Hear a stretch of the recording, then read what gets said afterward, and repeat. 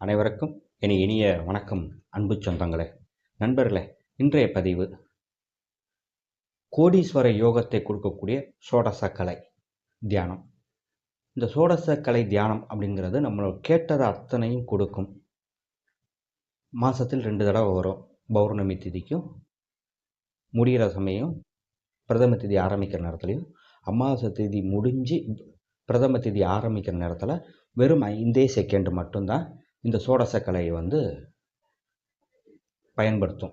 இந்த சோடசக்கலையில் அந்த சோடச நேரம் அப்படின்னு சொல்கிற 5 வினாடி நம்ம என்ன கேட்குறோமோ அதை நிச்சயம் இந்த பிரபஞ்சம் மும்மூர்த்திகளும், ஐயர் சிவனும் விஷ்ணுவும் பிரம்மாவும், இந்த மும்மூர்த்திகளும் பகவான் நம்மளுக்கு கேட்டதை அத்தனையும் கொடுப்பாங்க. வெறும் 5 செகண்ட் தான்.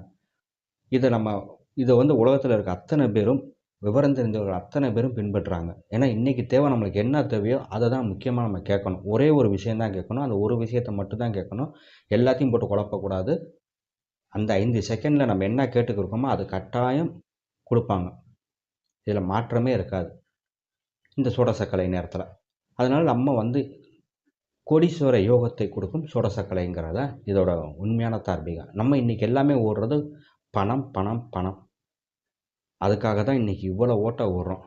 அது இருந்தால் என் பிள்ளைகளோட படிப்புக்கு பார்த்துருவேன், என் வீட்டில் நிம்மதியாக எல்லாத்தையும் வாழ வைப்பேன், ஒரு வீட்டில் ஒரு சொந்தமாக ஒரு வீடு வாங்கி வாழ வைப்பேன், என் பிள்ளைகளுக்கு நல்ல படிப்பு கல்வியை கொடுப்பேன், என் பிள்ளைகளுக்கு நல்ல திருமணத்தை செஞ்சு கொடுப்பேன், நல்ல வேலை வாங்கி கொடுப்பேன் அப்படிங்கிறது எல்லாருமே பெரியவங்க எல்லாமே, பெற்றோர்கள் எல்லாருமே தன் குழந்தைகளோட நிலையை நினைத்து தான் ஓடிக்கிருக்காங்க. யாம் பெற்ற கஷ்டம் என் பிள்ளைய படக்கூடாது, என்னை நம்பி இருக்கவங்க யாரும் படக்கூடாங்கிறது தான் எல்லாருமே ஓடிக்க இருக்கிறது.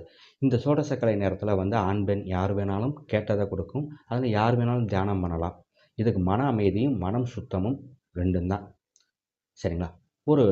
இந்த நேரம் எப்போ ஆரம்பிக்குதுன்னா, வர்ற 9ஆம் தேதி 4வது மாதம் 24வது வருடம் திங்கட்கிழமை, ஏப்ரல் மாதம் திங்கட்கிழமை இரவு 11:36க்கு ஆரம்பித்து 1:36க்கு முடியும்.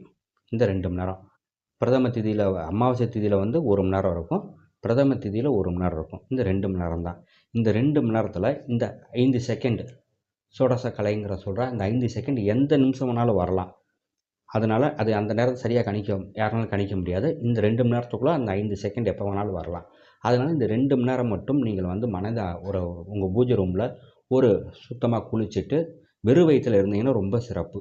சரிங்களா? வெறும் வயிற்றில் இருந்தீங்கன்னா சிறப்பு. இல்லை, இந்த ஆரம்பிக்கிறதுக்கு ஒரு 2 மணி நேரத்துக்கு முன்னாடி உணவு எடுத்துக்குங்க. உணவு எடுத்துகிட்டு பூஜை போகிற கொஞ்சம் முன்னாடி வெறும் பால் மட்டும் சாப்பிட்டுட்டு உள்ளே போங்க. தளர்வான ஆடைகள் இருக்கணும். ஆடைகள் ரொம்ப டைட்டாக இருக்கக்கூடாது.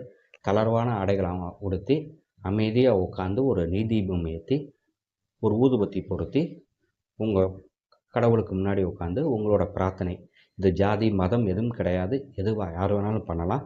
உங்களோட மத நம்பிக்கைப்படி உங்களோட இறைவனை நினைத்து நீங்கள் இந்த சோடசக்கலையில் எனக்கு கோடீஸ்வர யோகத்தை கொடு, நான் மிகப்பெரிய ஒரு கோடீஸ்வரன் ஆகணும் அப்படிங்கிறத கேட்குறது நம்ம இறைவன்கிட்ட தான் கேட்க போகிறோம். நம்ம வேறு யார்ட்டையும் போய் கேட்கல, யார்ட்டையும் கையேந்தி நிற்கலை. நம்மளோட இறைவன்ட்டு நம்ம முன்னோர்கள்ட்ட தான் இதை கேட்க போகிறோம்.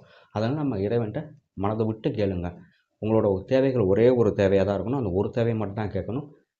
4-5 கேட்டிங்கன்னா ஒன்றும் கிடைக்காது. அதனால் பணத்தை பற்றி கேளுங்க. எனக்கு மிகப்பெரிய ஒரு கோடீஸ்வர யோகத்தை கொடுங்க அப்படின்னு சொல்லி மட்டும் பிரார்த்தனை பண்ணிக்கிட்டே இருங்க. இந்த 2 மணி நேரம் 11:36 கரெக்டாக ஆரம்பித்தோம். 1:36க்கு இந்த பூஜையை முடிங்க, இந்த தியானத்தை முடிங்க. அது வரைக்கும் தியானங்கிறது நீங்கள் மந்திரம் சொல்லணுங்கிறதெல்லாம் கிடையாது. மனதை ஒருநிலைப்படுத்தி அமைதியாக உட்காருங்க. உட்காந்து உங்கள் தேவைகளை மட்டும் திரும்ப திரும்ப உங்களுக்குள்ளே சொல்லிக்கிட்டே இருங்க. நிச்சயம் 100% பலன் கொடுக்கும். ஒவ்வொரு சோடச கலைக்கும் நான் இதுக்கான பதிவு முன்னாடியே 2 நாளைக்கு முன்னாடியே கொடுத்துருவேன். நோட் பண்ணி வச்சுக்கோங்க. அடுத்து பௌர்ணமிக்கு கொடுக்குறேன். நம்ம வாழ்க்கை நம்ம கையில் தான் இருக்குது. நம்ம தான் நம்ம வாழ்க்கையை சிறப்பாக கொண்டு போகணும். அதுக்கு என்னென்ன முயற்சிகளோ அதை நம்ம தான் எடுத்து ஆகணும். நம்மளுக்காக வேறு யாரும் எடுக்க மாட்டாங்க. அதனால் நம்மளோட வாழ்க்கைக்கு என்ன தேவையோ நம்ம தான் முயற்சி செஞ்சு எடுக்கணும். நல்லது நண்பர்களே, இந்த வீடியோ பிடிச்சினா மறக்காமல் அனைவருக்கும் ஷேர் செய்யுங்க, சப்ஸ்கிரைப் செய்யுங்க, லைக் செய்யுங்க. இந்த வீடியோ யாருக்காச்சும் ஒரு ஆளுக்கு பயன்படட்டும். நல்லது நண்பர்களே, மீண்டும் நாளை வேறு ஒரு பதிவில் உங்கள் அனைவரையும் சந்திக்கிறேன். நன்றி, வணக்கம்.